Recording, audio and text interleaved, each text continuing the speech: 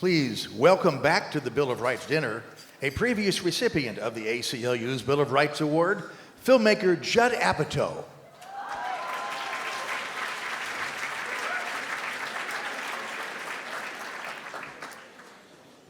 I know it's early in my career to give me a standing ovation, but you could give me more than that.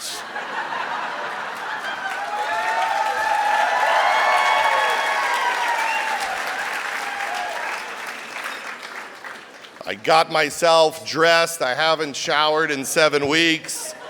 Just been watching the hearings every day, Googling the history of Ukrainian government. I've completely lost my mind. Right now I have a closer relationship with Politico's Twitter feed than my own children.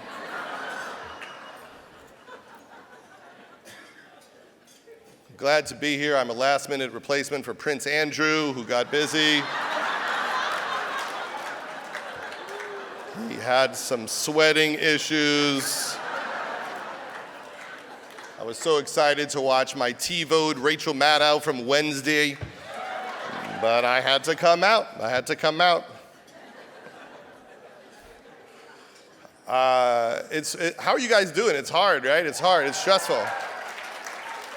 We are all stressed right now. You ever wake up in the middle of the night just screaming, Devin Nunes! You don't even know why. My wife cut down on watching the news. She's like, it's just too stressful. And I'm just like, you gotta watch. You gotta watch and see. He's done today. You gotta see what's happening. You gotta hear what Yovanovitch said. It's over. And she's like, tell me when it's over. I'm like, we'll tell you. Then the next morning at breakfast, she's like, is it over? I'm like, it's not over yet. Sondland's coming on Wednesday. So she cut down on TV and the news just for stress. And I'm just obsessing, tracking every second of it. And as a result of that, watching so much news, she's actually getting younger by the week. Like, she looks like Millie Bobby Brown all of a sudden. I'm aging like a wartime president. I had to get a cat to deal with the stress. Like, things happen on the news, and I'm just like, let's go do a photo shoot with Honey. It makes me feel better. I'm here to give an award to a true American hero who spoke truth to power in an era where the president has lied 10,000 times. We need truth tellers, right? I don't understand how he didn't get dumped by his wife. He has 43 sexual harassment allegations. His wife has not dumped him, whereas my wife, we watched 2 episodes of The Crown together. She went to the store. I watched 1 without her, and we are in a legal situation right now.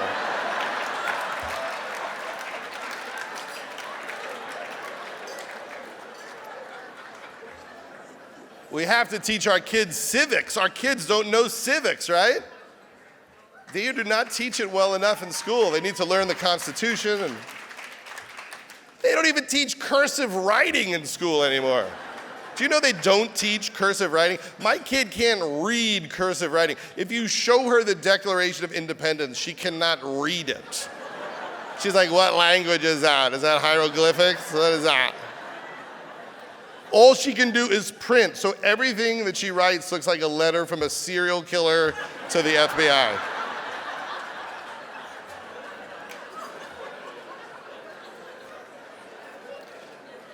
You know, it's a weird world where suddenly I believe in all the same things as Scaramucci. Suddenly Scaramucci is my guy? How did this happen? We need heroes. Some heroes, like the whistleblower, have no choice but to remain anonymous due to privacy concerns, but mostly because it's possible the president will immediately tweet their home address. A lot of people have the opportunity to be heroes in the coming weeks. Giuliani has the chance.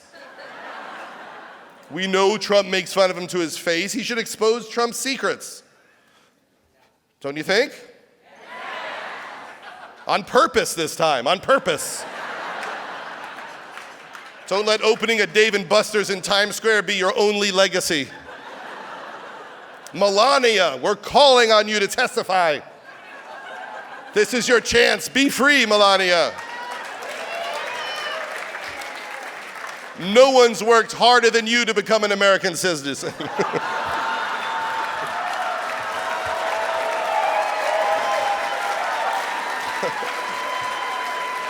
We all know the terrible price you paid.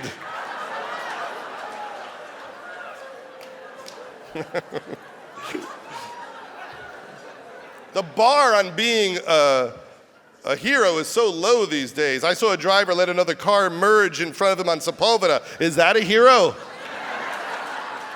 Are you a hero if you retweet George Conway?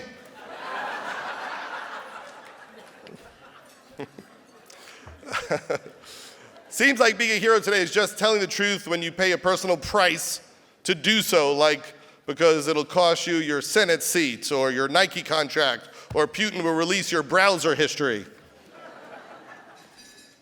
It's heroic to speak out against corruption. It's heroic to bring the truth to light, no matter the personal risk.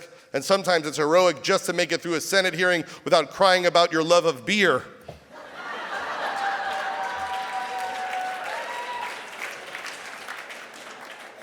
Seems like everybody disappoints us. Like, for instance, we found out this week, even Stephen Miller isn't perfect. Who knew? Stephen Miller always looks like he's planning how to get his revenge on Batman. He looks like he just crawled out of an egg before it was ready. He looks like a 9-year-old in a Dracula costume. You know who the real heroes are? The hosts of Fox and Friends. Every day they're out there writing White House policy without getting paid for it, without fact checkers, without even basic understanding of politics. They're not doing it for the money or recognition. They're doing it because otherwise they'd have to go back to hosting child beauty pageants and livestock auctions. Do you know that 6 of Trump's inner circle have now been sent to jail?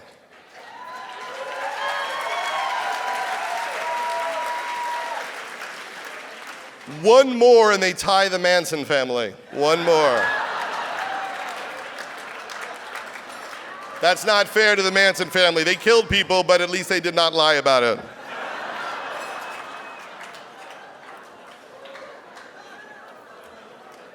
So many heroes have risen in the last few years. What Trump didn't realize is that he did make America great.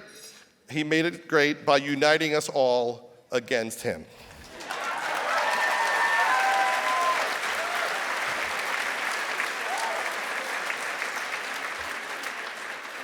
What we all need to do is to pay tribute to our real heroes so that more people will follow their example. We need to honor the courageous people who stand up to power.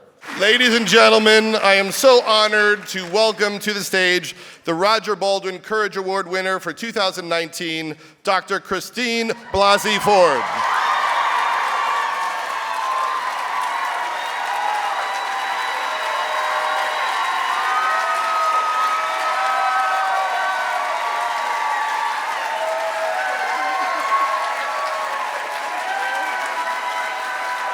Thank you.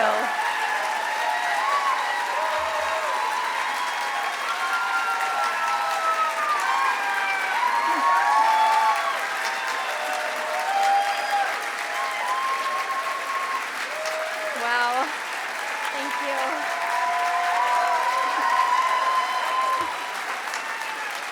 Thank you, Judd.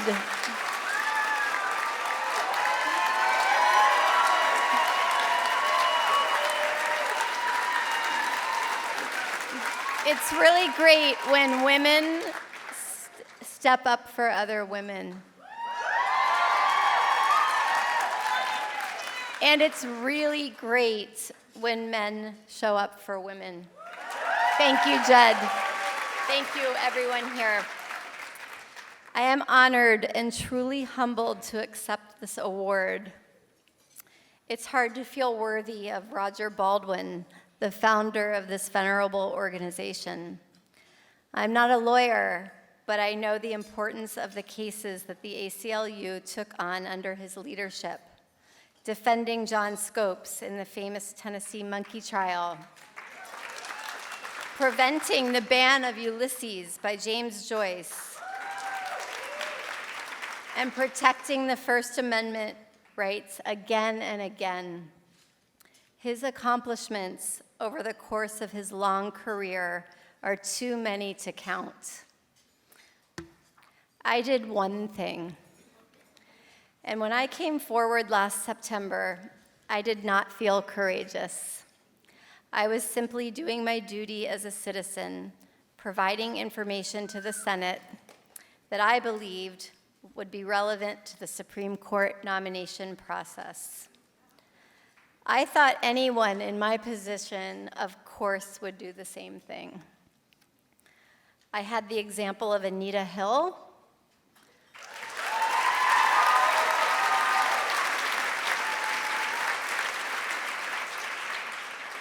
I had the values instilled in me by my parents and growing up in Washington, D.C.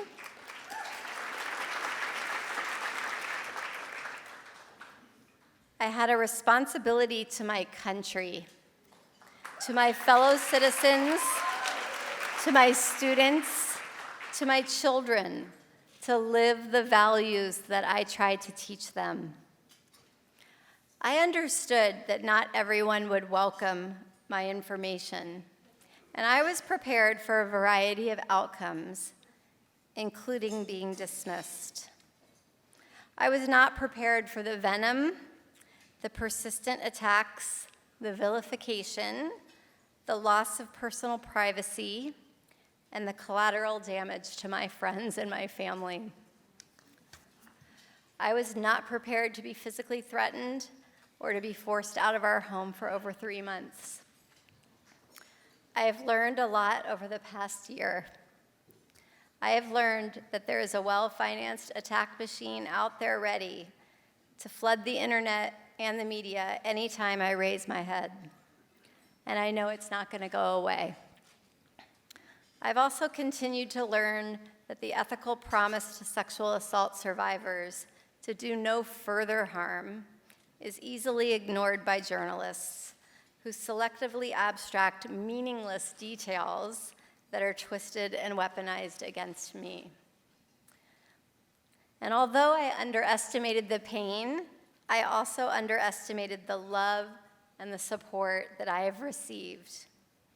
The loyalty of individuals who are willing and ready to stand up to the intense public scrutiny on my behalf, waiting for the Senate and the FBI to interview them.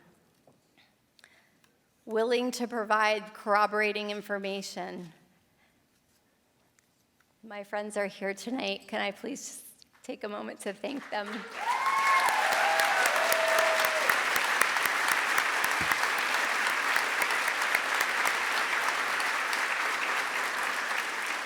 Thank you. I'm thankful that sharing my experience prompted over 200,000 people from across our country and around the world to send messages of support, many handwritten, sharing their own stories of assault and abuse. That's why it means so much to me, not just to be recognized by you tonight, but because I know that you will continue the work of protecting sexual assault survivors and preventing sexual assault. You will continue the work to protect personal privacy and the rights of citizens. My voice was just one voice. You are many. We are many. And it's not just survivors that we have to stand up for. It's all of those who come forward to support our country. Ambassador Jovanovic, all of the men and women who bravely come forward. They come forward to tell the truth and to help our country. They might also be vilified, and they need to hear our voices of support also.